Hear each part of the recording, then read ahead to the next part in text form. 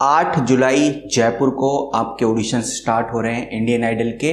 मैंने ऑलमोस्ट सबको बता दिया है, लेकिन फिर भी बहुत सारे लोगों के क्वेश्चंस हैं, सवाल हैं। आज उन सवालों के ऊपर चर्चा करेंगे। बेसिकली सबसे बड़ा सवाल यही है कि भाई आप अपना टेलीग्राम ग्रुप दे दीजिए। तो आप इधर देखिए, सबसे पहले आपको टेलीग्राम को डाउनलोड करना होगा। डाउनलोड करने के बाद आपको ये लिखना होगा टुडे ऑडिशन, थोड़ा सा स्पेस दे के ग्रुप लिखेंगे तो बिना फोटो वाला आपको एक ग्रुप देखने को मिलेगा। मैं उसका फोटो भी लगा दूंगा। ये हमारा ग्रुप है, इसको ज्वाइन कर लीजिए। इसके अंदर 1500 से भी ज़्यादा सिंगर्स हैं मेरे हिसाब से, अभी मैंने मेंबर्स चेक नहीं करे।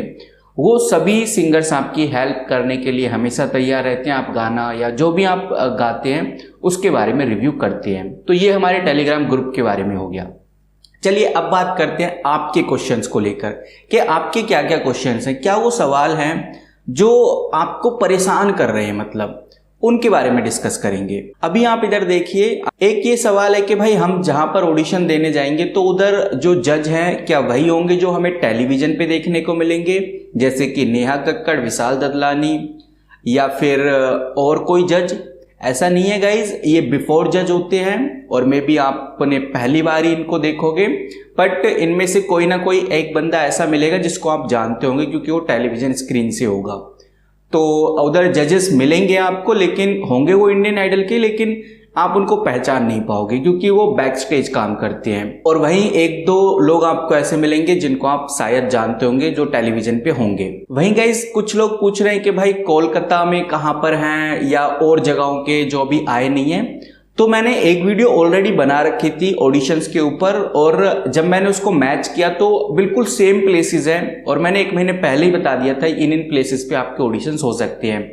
काफ़ी हद तक सेम ही रिजल्ट आ रहे हैं अभी तक, तो आप उस वीडियो को चेक कर लीजिए। नहीं तो आप कुछ दिन वेट करिए, जब कोलकाता या और प्लेसेस के ऑडिशंस आ जाएंगे, प्लेस आ जाएंगे, वो वेन्यू आ जाएंगे तो मैं आपको बता दूंगा।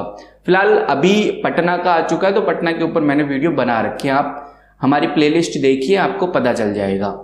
एक क्वेश्चन और पूछा गया है कि भाई ये भी बताइए कि जो सेकंड राउंड में जब हम चले जाएंगे तो क्या वही जज रहेंगे जो फर्स्ट राउंड में थे? बिल्कुल वही जजेस रहेंगे जो आपके फर्स्ट राउंड में थे, लेकिन कुछ क्रू मेंबर्स हैं वो चेंज हो सकते हैं।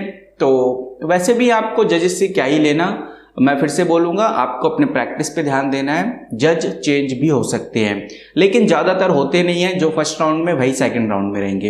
इंडियन आइडल इतने जजेस को नहीं करेगा कि भाई फर्स्ट राउंड के लिए अलग जज, सेकंड राउंड के लिए अलग जज और टेलीविजन के ऊपर जो बैठेंगे वो अलग से जज, इतना नहीं करता। एक बिफोर जज होते हैं और एक आफ्टर जज होते हैं, वही आपको देखने को मिलेंगे। वहीं एक क्वेश्चन और भी है कि भाई जब आपको 1 या 2 ही मिनट मिलेगा अपना टैलेंट दिखाने का, अपना सिंगिंग दिखाने का, तो उसमें आप क्या ही दिखा लोगे?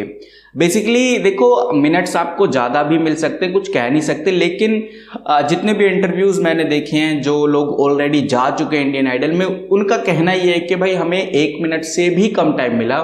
वो खुद बोलते हैं कि भाई उनसे उनका नाम पूछा गया, एक मुखड़ा या एक अंतरा बोला गया सुनाने को, बस सुनाया, साइड में नेक्स्ट नेक्स्ट, इस तरह से ऑडिशंस लिए जाते हैं फटाफट। और वो काफ़ी काबिल होते हैं जज, वो आपके एक लाइन से ही, एक मुखड़े से ही पता लगा लेते हैं बेसिकली आपका सिंगिंग कैसा है। तो ये इंटरव्यूज़ में, बहुत सारे इंटरव्यूज़ आप यूट्यूब पे भी देख सकते हैं, मिल जाएंगे।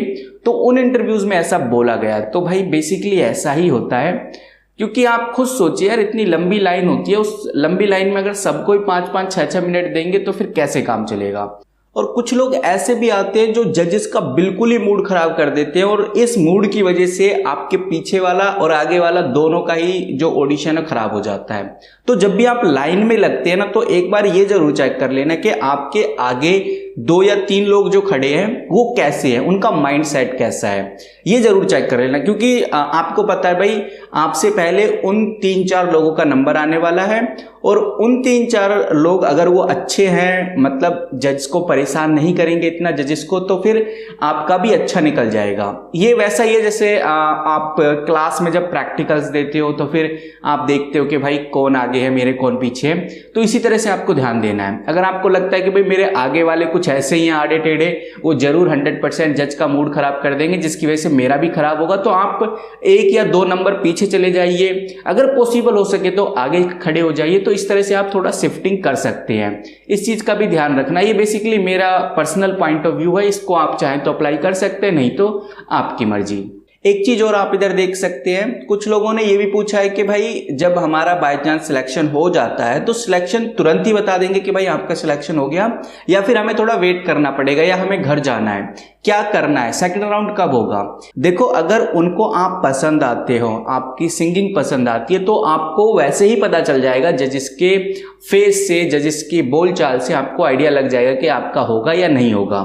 दूसरा, अगर आपका सिलेक्शन होता है तो फिर आपकी डॉक्यूमेंटेशन होने लगती है, आपके नंबर्स आपसे मांगे जाते हैं, भाई आपका पर्सनल नंबर, कॉन्टैक्ट नंबर, ताकि वो आपको कॉल कर सके, और सीधा आपको बता भी दिया जाता है। बहुत सारे केसेस में बता दिया जाता है, बहुत सारे केसेस में ऐसा होता है कि आप घर पे आए तो आपको मैसेज आ जाता है। तो इस तरह से वो प्रोसेस होता है, वो डिपेंड करेगा कि भाई जयपुर में किस तरह से वो करेंगे, लेकिन ज़्यादातर ऐसा ही हुआ है कि आपको घर पे ही मैसेज आता है कि भाई आपका सिलेक्शन हो चुका है। ऐसा वो क्यों करते हैं, इसके पीछे का रीज़न भी ये है कि अगर आपको उधर ही बता दिया जाएगा कि भाई आपका सिलेक्शन हो गया है, आपका नहीं हुआ है, तो मे भी हो सकता है 2 लोगों के बीच में लड़ाई हो जाए, या फिर कोई गुस्सा करने लगे कि भाई ऐसे कैसे हो सकता है, इससे अच्छा मैंने गाया है और आप इसका कर रहे हैं, मेरा नहीं कर रहे। तो इसलिए वो बताते नहीं है एट अ टाइम, एकदम नहीं बताते कि भाई आपका हो गया, आपका नहीं हुआ। तो वो बोलते हैं कि आराम से घर पे जाइए, घर पे वो मैसेज कर देते हैं। तो इससे क्या है, कोई लड़ाई झगड़ा या कोई भी इस तरह, बहुत सारे लोग ऐसे होते हैं उनका थोड़ा मूड खराब हो जाता है, भाई लाइन में लगे रहते हैं, और आपसे बहुत बेकार गाने वाला भी उसका सिलेक्शन हो जाता है, तो आपस में लड़ने लगते हैं, जजेस से लड़ने लगते हैं, तो फिर माहौल गंदा सा क्रिएट हो जाता है। इसीलिए वो बताते नहीं है जल्दी से कि आपका सिलेक्शन हुआ है या फिर नहीं। लेकिन इशारों में आपको आइडिया लग जाता है कि भाई मुझे बुलाएंगे या फिर नहीं बुलाएंगे सेकंड राउंड के लिए, तो आपको उनका थोड़ा सा इशारा भी समझना है। देखो, एक क्वेश्चन और बहुत ज़्यादा पूछा जा रहा है कि भाई हमें पुराने सॉन्ग गाने चाहिए या फिर नए सॉन्ग गाने चाहिए, सॉन्ग बीच में से गाना चाहिए या शुरू से गाना चाहिए, क्योंकि 1 मिनट का टाइम है, क्या क्या करें। तो आप कहीं से भी गा सकते हैं, ये तो भाई आपके ऊपर डिपेंड करेगा। दूसरा, पुराना गाना चाहिए या नहीं गाना चाहिए, वो भी आपके ऊपर डिपेंड करेगा कि आप कौन से सॉन्ग में कंफर्टेबल हैं। लेकिन जो मेरा मानना है वो यही है कि अगर आप पुराने सॉन्ग गाएंगे तो ज़्यादा अच्छा रहेगा। इसको आप ऐसे समझ सकते हैं, देखो मेरी एज 25 है, तो मैं कौन से गाने ज़्यादा सुनना पसंद करता हूँ, जब मैं 11th 12th या फिर कॉलेज के टाइम में था, यानी कि वही लगभग 2016, 17, 15 वाले, तो मुझे वो ज़्यादा अच्छे लगते हैं, क्योंकि उनसे कहीं ना कहीं मेरी जो यादें वो जुड़ी हुई हैं। तो आपको उन जजेस को देखना है कि उनकी एज क्या हो सकती है। अगर उनकी एज 40-45 के आसपास है तो आप कोशिश कीजिए कि उनको अपना कोई पुराना सॉन्ग जो आपको आता है वो गाइए, ताकि वो उस सॉन्ग से रिलेट कर पाए। क्योंकि गाइज आपको पता है सारा खेल फीलिंग का है, तो मोस्टली लोग वही गाना सुनना पसंद करते हैं जो उनसे रिलेट करता है। तो जजेस के सामने आप बिल्कुल लेटेस्ट सॉन्ग गाएंगे, अगर उनकी एज पुरानी है तो उनको इतना खास मजा नहीं आएगा। वहीं अगर जजेस थोड़े लेटेस्ट हैं, न्यू जनरेशन के हैं, तो फिर आपको ये देखना है कि आप लेटेस्ट वाला कौन सा गा सकते हैं। तो आपको सभी सॉन्ग्स प्रिपेयर करके जाने और जज को देखना है। आपको भी खुद थोड़ी चालाकी चलनी है कि भाई सामने वाला बंदा कैसा है, वो कैसा सॉन्ग सुनना चाहता है। अगर जजेस मिक्स हुए, जैसे कि एक जज ऐसा हुआ जो थोड़ा जवान सा है, एक जज ऐसा हुआ जो थोड़ा बूढ़ा सा है, एक जज ऐसा हुआ जो और बूढ़ा है, अगर ऐसा लगता है तो फिर उनके आगे आप कोई सा भी सॉन्ग गा सकते हैं जो आपका बेस्ट है। तो इस तरह से गाइज आपको खुद ऑब्जर्व करना है जाके कि आपको कौन सा उधर सॉन्ग गाना है।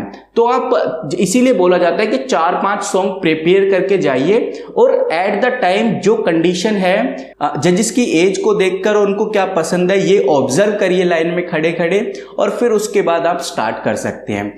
तो इस तरह से आपको थोड़ा सा अपना ब्रेन भी यूज करना है, ताकि आपको भाई सेकंड राउंड में भी जाना है। इसीलिए गाइज सबसे डिफरेंट, सबसे यूनिक करने की ट्राई कीजिए। एक क्वेश्चन और, हालांकि इसका कोई जवाब बनता नहीं है, बहुत सारे लोग पैसे के भी पूछ रहे हैं, क्या भाई पैसे वैसे भी लगते हैं? तो भाई कोई भी रजिस्ट्रेशन के पैसे या कोई भी फीस आपसे नहीं ली जाएगी। आप जा रहे हैं वही बड़ी बात है इंडियन आइडल के लिए, क्योंकि सिंपल सी बात है, आप ही नहीं जाओगे तो फिर किस तरह से वो ऑडिशंस लेंगे और किस तरह से अपने शो को चलाएंगे। तो किसी तरह का फीस नहीं लेते वो चाहते कि आप आएँ, ऑडिशन दें, उनको पसंद आएगा तो वो आपको लेंगे। तो इसीलिए किसी भी तरह का उसमें चार्ज नहीं होता, बिल्कुल फ्री होता है। आप जाइए, ऑडिशन दीजिए, आइए। सिर्फ आपका जाना आना और आप जो भी खाएंगे वो खर्चा तो आपका लगेगा ही, और कोई भी पैसा नहीं लगता। तो गाइस, मुझे जितने क्वेश्चंस लगे कि आपके जवाब देने चाहिए इन क्वेश्चनों के, तो वो मैंने दिए। आई होप आपको पसंद आए होंगे। बाकी बहुत गर्मी है, थोड़ा ध्यान रखिए अपना, और वाटर बोतल लेके जाइए, और भी चीज़ों का ध्यान रखिए। बेसिकली मैंने इन चीज़ों के ऊपर भी वीडियो बना रखी है, तो आप एक बार ये वाली वीडियो ज़रूर चेकआउट कीजिए। और अगर आपको ये नहीं पता कि भाई और जगहों पर कहाँ कहाँ ऑडिशंस हो रहे हैं, प्लेसेस कौन कौन से हैं, तो आप हमारी प्लेलिस्ट देख सकते हैं। उस प्लेलिस्ट में मैंने बहुत कुछ ऐसा बताया हुआ है जो कि और कोई नहीं बताता, तो आप उनको ज़रूर चेक कीजिए, हमारी वीडियोस को। और मैं इसी तरह से वीडियोस लाता रहूँगा। आई होप आपको वीडियो पसंद आई होगी। मिलते हैं किसी नई वीडियो के साथ, तब तक के लिए take care and goodbye. Guys, मैं इधर कमरे में बैठे बैठे पूरे पसीने में हो चुका हूँ, हालांकि मैंने फैन ऑफ कर दिया है ताकि साउंड अच्छे से आ सके। बेसिकली मैं एक चीज़ और बोलूँगा कि आप अगर छाता वाता ले जा सकते तो ले जाइए, लाइन में खड़े होकर अपने ऊपर लगा लीजिए, क्योंकि भाई गर्मी है। अगर परफॉर्म अच्छा नहीं कर पाओगे तो सही नहीं रहेगा ना। तो ये भी एक पॉइंट था, हालांकि बहुत से लोग नहीं देखेंगे, पर जिन्होंने अब देखा है सबसे लास्ट तक, उनको समझ में आ गया होगा।